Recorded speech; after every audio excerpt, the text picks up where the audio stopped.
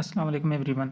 अच्छा, इस लेक्चर में हम डिस्कस करेंगे आइडेंटिटी ऑपरेटर्स को, जो कि हमारे पास बहुत ज़्यादा इंपॉर्टेंट ऑपरेटर्स हैं और आपको इसकी समझ आनी चाहिए और ये बहुत ज़्यादा सिंपल भी हैं। Identity operators are basically is हमारे पास एक आइडेंटिटी ऑपरेटर है और इज़ नॉट हमारे पास एक आइडेंटिटी ऑपरेटर है। So they basically check whether two variables refer to the same object और नॉट, राइट। सो अब अगर हम इसकी बात करें, इस ऑपरेटर की, so let's suppose A is equals to none. ठीक है, हमारे पास ए की वैल्यू नन है। अब अगर मैं चेक करूं कि print A is none, so A के अंदर ऑलरेडी नन है। ठीक है, वो अब बेसिकली कंपेयर होगा एक्चुअल नन के साथ। So they basically both of them are the same object. So इस केस में ये आपको ट्रू रिटर्न करेगा। So is commonly used with none. ठीक है, तो अगर मैं इसको आपको रन करके दूं, so it should return true और यहाँ पर आप देख सकते हैं। इसी तरह हमारे पास इज़ नॉट है। इज़ नॉट इसके रिवर्स में काम करता है कि ये चेक करेगा A is equals to none. So अगर हम एक स्टेटमेंट प्रिंट करें, print A is not none, so now this means that because A is none और हम यहाँ पर प्रिंट करने लगे हैं print A is not none, so ये हमारे पास रॉन्ग है और ये आपको इसको फॉल्स रिटर्न देना चाहिए। और यहाँ पर आप देख सकते हैं इसने आपको फॉल्स रिटर्न किया।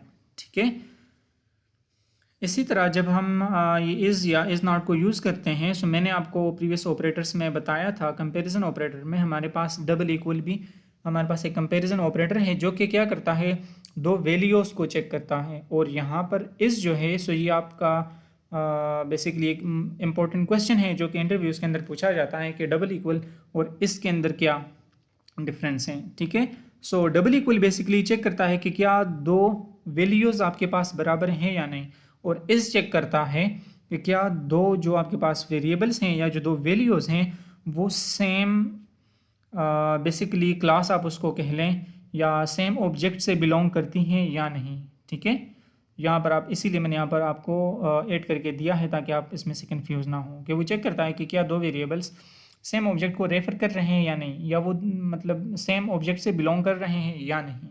ठीक है, so double equal checks whether the values are equal and is checks whether two reference points to the same object. So for beginners you can remember it like double equal आपके पास check करता है same values को और is check करता है same objects को।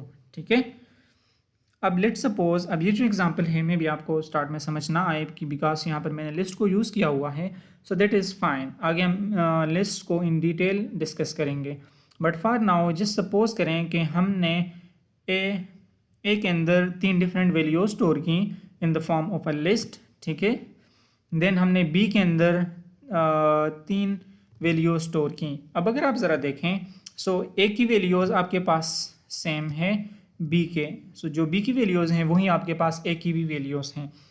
सो अगर मैं प्रिंट करूँ print A is equals to B, so आपके ख्याल में आउटपुट क्या आना चाहिए, ट्रू और फॉल्स।